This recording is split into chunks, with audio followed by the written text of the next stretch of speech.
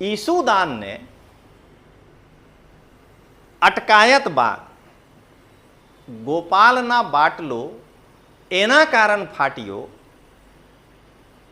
કે પહેલા ઈસુદાનની અટકાયતથી ઈસુદાનની પ્રસિદ્ધિ ગોપાલથી બધું થઈ જાય. બીજા, જો ઈસુદાન જેલ ચાલી જાય તો ગોપાલને રાજુ કરપળાના સમયે જે બી રીતે ગોપાલ નૌટંકી કર્યા હતા કે હું રાજુભાઈને મદદ કરું છું, આ નૌટંકી કરવાની તક ફરી મળી જાય.